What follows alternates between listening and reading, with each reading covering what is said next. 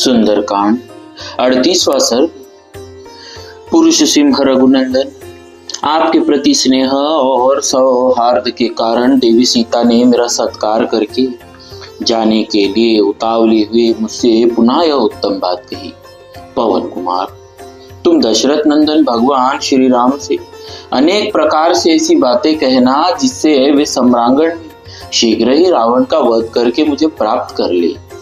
शत्रुओं का दमन करने वाले वीर, यदि तुम ठीक समझो तो यहाँ किसी गुप्त स्थान में एक दिन के लिए ठहर जाओ। आज विश्राम करके कल सवेरे यहाँ से चले जाना। वानर, तुम्हारे निकट रहने से मुझ मंदभागिनी को इस शोक विपाक से थोड़ी देर के लिए भी छुटकारा मिल जाए। तुम पराक्रमी वीर हो, जब पुनः आने के लिए यहाँ से चले जाओगे तब मेरे प्राणों के लिए भी संदेह उपस्थित हो जाएगा, इसमें संशय नहीं। तुम्हें न देखने से होने वाला शोक, दुख पर दुख उठाने से पराभव तथा दुर्गति में पड़ी हुई मुझ दुखिया को और भी संताप देता रहेगा। वीर वानरराज, मेरे सामने यह महान संदेश सा खड़ा हो गया है कि तुम जिनके सहायक हो, उन वानरों और भालुओं के होते हुए भी रीछों और वानरों की वे सेनाएं तथा वे दोनों राजकुमार श्री राम और लक्ष्मण इस अपार पारावार को कैसे पार करेंगे। निष्पाप पवन कुमार, तीन ही भूतों में इस समुद्र को लांघने की शक्ति देखी जाती है, विनता नंदन गरुड़ में, वायु देवता में और तुम में। वीर, जब इस प्रकार इस कार्य का साधन दुष्कर हो गया है, तब इसकी सिद्धि के लिए तुम कौन सा समाधान, कौन सा उपाय देखते हो।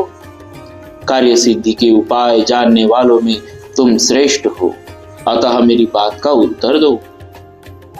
विपक्षी वीरों का नाश करने वाले कपि श्रेष्ठ, इसमें संदेह नहीं है कि इस कार्य की सिद्धि के लिए तुम अकेले ही बहुत हो, तथापि तुम्हारे बल का यह उद्रेक तुम्हारे लिए ही यश की वृद्धि करने वाला होगा, श्री राम के लिए नहीं।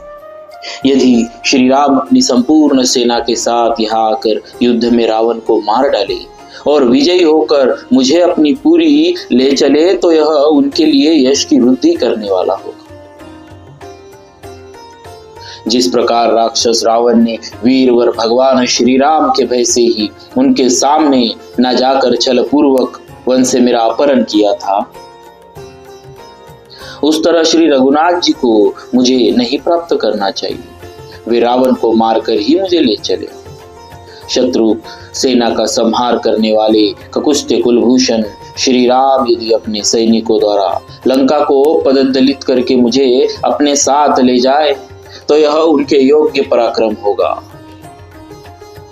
महात्मा श्री राम संग्राम में शौर्य प्रकट करने वाले हैं, अतः जिस प्रकार उनके अनुरूप पराक्रम प्रकट हो सके वैसा ही उपाय तुम करो। सीता देवी के उस अभिप्राय युक्त विनय पूर्ण और युक्ति संगत वचन को सुनकर अंत में मैंने उन्हें इस प्रकार उत्तर दिया। देवी, वानर और भालुओं की सेना के स्वामी कपिश्रेष्ठ सुग्रीव बड़े शक्तिशाली है। वे आपका उद्धार करने के लिए दृढ़ निश्चय कर चुके हैं। उनके पास पराक्रमी, शक्तिशाली और महाबली वानर है, जो मन के संकल्प के समान तीव्र गति से चलते हैं। वे सब के सब सदा उनकी आज्ञा के अधीन रहते हैं। नीचे, ऊपर और अगल बगल में कहीं भी उनकी गति नहीं रुकती है। वे अमित तेजस्वी वानर बड़े से बड़े कार्य आ पड़ने पर भी कभी शिथिल नहीं होते। वायु मार्ग, आकाश का अनुसरण करने वाले उन महाभाग बलवान वानरों ने अनेक बार इस पृथ्वी की परिक्रमा की।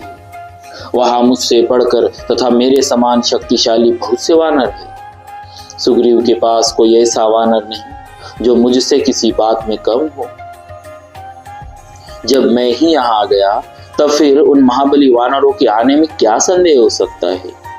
आप जानती होंगी कि दूत या धावन बनाकर वे ही लोग भेजे जाते हैं जो निम्न श्रेणी के होते हैं, अच्छी श्रेणी के लोग नहीं भेजे जाते।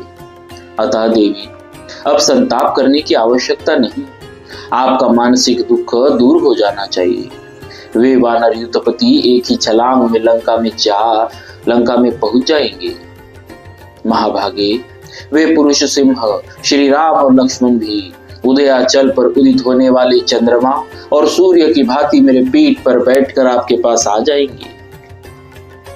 आप शीघ्र ही देखेंगी कि सिंह के समान पराक्रमी शत्रु नाशक श्री राम और लक्ष्मण हाथ में धनुष लिए लंका के द्वार पर आ पहुंचे हैं। नख और दाढ़े ही जिनके आयुध है, जो सिंह और बाघ के समान पराक्रमी हैं, तथा बड़े बड़े गजराजों के समान जिनकी विशाल काया है, उन वीर वानरों को आप शीघ्र ही यहाँ एकत्र हुआ देखेगी। लंकावर्ती मलय पर्वत के शिखरों पर पहाड़ों और मेघों के समान विशाल शरीर वाले प्रधान वानर आकर गर्जना करेंगे और आप शीघ्र ही उनका सिंहनाद सुनेंगे। आपको जल्दी ही यह देखने का भी सौभाग्य प्राप्त होगा कि शत्रुओं का दमन करने वाले श्री रघुनाथ जी वनवास की अवधि पूरी करके आपके साथ अयोध्या में जाकर वहां के राज्य पर अभिषिक्त हो गए। आपके अत्यंत शोक से बहुत ही पीड़ित होने पर भी जिनकी वाणी में कभी दीनता नहीं आने पाती, उन मिथिलेश कुमारी को जब मैंने प्रिय एवं मंगलमय वचनों द्वारा सांत्वना देकर प्रसन्न किया, तब उनके मन को कुछ शांति मिली। इस प्रकार श्री वाल्मीकि निर्मित आर्ष रामायण आदि काव्य के सुंदरकांड में 68वां सर्ग पूरा हुआ। बोलिए श्री सीताराम जी महाराज की जय। भक्तवत्सल भगवान की जय। सुंदरकांड समाप्त।